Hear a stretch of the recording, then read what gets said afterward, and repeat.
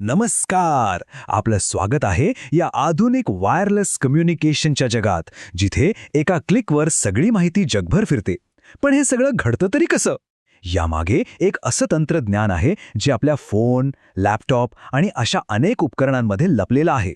आज आपण याच अदृश्य तंत्रज्ञानाबद्दल जाणून घेणार आहोत. अच्छा, कधी विचार केलाय का की आपल्या चकचकीत स्मार्टफोनला जुन्या फोनसारखा तो बाहेर डोकावणारा अँटेना का नसतो? कुठे गेला तो? गायब झाला की आतमध्ये कुठे लपून बसलाय? गंमत म्हणजे ह्याचं उत्तर आपल्या अगदी डोळ्यांसमोरच आहे. उत्तर आहे मायक्रोस्ट्रिप पॅच अँटेना किंवा सोप्या भाषेत MSA. हाच तो खरा हिरो आहे जो दिसत नाही पण आपलं काम अगदी चोख करतो. आणि याच लहान पण शक्तिशाली तंत्रज्ञानामुळे आपली सगळी वायरलेस उपकरणं आज इतकी छोटी आणि कार्यक्षम झाली आहेत. चला तर मग या झापील अँटेनाची रचना नेमकी कशी असते ते पाहूया. म्हणजे हा मायक्रोस्ट्रिप पॅच अँटेना काम कसा करतो हे समजून घेण्यासाठी तो बनतो कसा हे पाहणं खूप महत्त्वाचं आहे. तुम्हाला आश्चर्य वाटेल, पण या अँटेनाची रचना खूपच सोपी आहे. यात फक्त 3 मुख्य थर आहेत. सगळ्यात वर एक धातूचा पॅच, मध्ये एक असा थर जो विजेला जाऊ देत नाही, आणि सगळ्यात खाली एक धातूचा आधार देणारा थर. बस हे 3 थर मिळून एक जबरदस्त अँटेना तयार होतो. तर हे 3 थर आहेत तरी कोणते? पहिला रेडिएटिंग पॅच, जो सिग्नल पाठवण्याचं आणि घेण्याचं मुख्य काम करतो. दुसरा आहे डायइलेक्ट्रिक सबस्ट्रेट. हा एक प्रकारचा इन्सुलेटर आहे जो वरच्या आणि खालच्या थरांना वेगळं ठेवतो. आणि तिसरा आहे ग्राउंड प्लेन, जो अँटेनाला आधार देतो आणि रेडिएशनला योग्य दिशा दाखवतो. हे जे पॅच असतात ना, ते सहसा आयताकृती असतात, पण ते गोल, त्रिकोणी किंवा अजून वेगळ्या आकारातही असू शकतात. आणि गंमत म्हणजे या पॅचचा साधा वाटणारा आकारच ठरवतो की तो किती शक्तिशाली असेल आणि कोणत्या प्रकारचा सिग्नल तो पकडू शकेल. यातली सगळ्यात महत्त्वाची गोष्ट आहे त्या पॅचची लांबी. बघा, ही लांबी मुद्दामहून एका विशिष्ट फ्रिक्वेन्सीच्या रेडिओ वेव्हच्या वेव्हलेंथच्या म्हणजे तरंग लांबीच्या साधारण अर्धी ठेवली जाते. सोप्या भाषेत सांगायचं झालं तर अँटेनाचा आकार आणि येणाऱ्या रेडिओ लहरींचा आकार एकमेकांशी जुळायला हवा. अगदी कुलपाला जशी योग्य किल्ली लागते तसंच काहीसं. चला आता पुढच्या भागाकडे वळूया.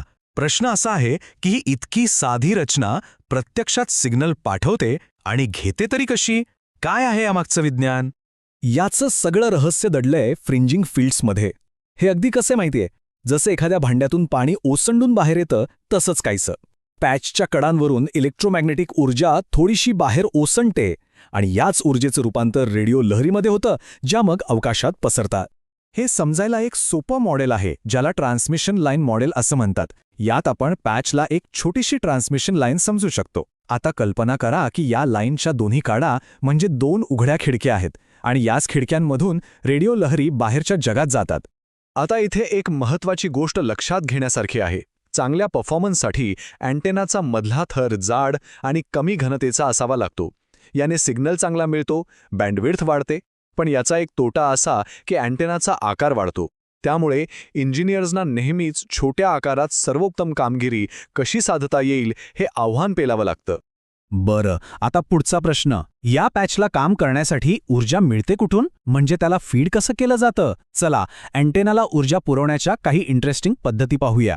अँटेनाला ऊर्जा पुरवण्याचे मुख्यत्वे 2 प्रकार आहेत. पहिला म्हणजे थेट वायर जोडून, ज्याला कॉन्टॅक्टिंग फीड म्हणतात, आणि दुसरा म्हणजे आपल्या वायरलेस चार्जरसारखा कोणत्याही थेट संपर्काशिवाय, ज्याला नॉन कॉन्टॅक्टिंग फीड म्हणतात.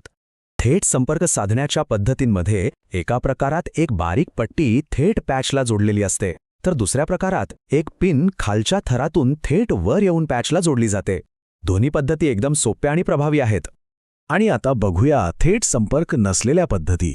ॲपर्चर कपलिंग म्हणजे जसं दरवाजाच्या फटीतून प्रकाश आत येतो तसंच काहीसं. ग्राउंड प्लेनमधील एका छोट्या फटीतून ऊर्जा पॅचपर्यंत पोहोचते. तर प्रॉक्सिमिटी कपलिंगमध्ये फील्ड लाईन आणि पॅच यांच्यात थोडंसं अंतर ठेवूनच ऊर्जा दिली जाते. तर यावरून एक गोष्ट स्पष्ट होते की प्रत्येक पद्धतीचे स्वतःचे फायदे तोटे आहेत. सोप्या रचनेत कधीकधी सिग्नल वाया जाण्याचा धोका असतो, तर गुंतागुंतीची रचना सर्वोत्तम कामगिरी देते. त्यामुळे उपकरणाची गरज काय आहे, म्हणजे जास्त बँडविड्थ हवी की बनावायला सोपं असावं, यावर विचार करून योग्य पद्धत निवडली जाते. चला, आत्तापर्यंत आपण जे काही पाहिलं ते सगळं एकत्र करून या तंत्रज्ञानाचे फायदे, तोटे आणि सगळ्यात महत्त्वाचं म्हणजे हे इतकं महत्त्वाचं काय आहे ते समजून घेऊया. तर मग या पॅच अँटेनाचे फायदे काय आहेत? अरे फायदेच फायदे आहेत. सगळ्यात महत्त्वाचं म्हणजे हे वजनाला अगदी हलके आणि आकाराने खूप लहान असतात. आणि यांना बनवायचा खर्चही खूप कमी असतो. का? कारण ते थेट सर्किट बोर्डवरच छापले जातात, म्हणजे प्रिंट केले जातात. इतकंच नाही तर हे वाकलेल्या पृष्ठभागावर सुद्धा अगदी सहज बसतात. आणि याच सगळ्या गुणांमुळे आपल्या हातातल्या छोट्या स्मार्टफोनपासून ते थेट अवकाशात फिरणाऱ्या सॅटेलाइट्सपर्यंत सगळीकडे याच अँटेनांचं राज्य आहे. अर्थात जिथे फायदे आहेत तिथे काही मर्यादाही असणारच. यांची बँडविड्थ सहसा कमी असते, यांची कार्यक्षमता थोडी कमी असते आणि हे जास्त पॉवर हाताळू शकत नाहीत. पण तंत्रज्ञान इथेच थांबत नाही. इंजिनियर्स सतत या मर्यादांवर मात करण्यासाठी नवनवीन मार्ग शोधतच असतात. आणि याच मर्यादांवर मात करण्यासाठी एक भन्नाट उपाय वापरला जातो. अनेक लहान पॅच अँटेना एकत्र आणून त्यांची एक मोठी टीम तयार केली जाते, ज्याला ॲरे म्हणतात. यामुळे एकटा अँटेना जे करू शकत नाही तेही टीम मिळून सहज करते. जसं की रडारमध्ये दूरवरचे सिग्नल पकडणे किंवा सिग्नलला एका विशिष्ट दिशेने पाठवणे. आणि म्हणूनच आपल्या नकळतपणे हे छोटे अँटेना आपल्या रोजच्या जीवनाचा एक अविभाज्य भाग बनले आहेत. आपल्या सकाळच्या GPS पासून ते रात्रीच्या सॅटेलाइट टीव्हीपर्यंत, सेल्युलर फोनपासून ते क्षेपणास्त्रांपर्यंत सगळीकडे हेच तंत्रज्ञान काम करतंय. थोडक्यात सांगायचं झालं तर एक लहान, साधा दिसणारा पॅच आपल्या या विशाल जगाला अदृश्य धाग्यांनी जोडून ठेवतो. पण आता एक प्रश्न उरतो. जसजशी आपली उपकरणं अजून लहान होत आहेत आणि डेटाची भूक वाढत आहे, तसतसा अँटेना तंत्रज्ञानातला पुढचा मोठा शोध कसा असेल? विचार करण्यासारखा प्रश्न आहे, नाही का?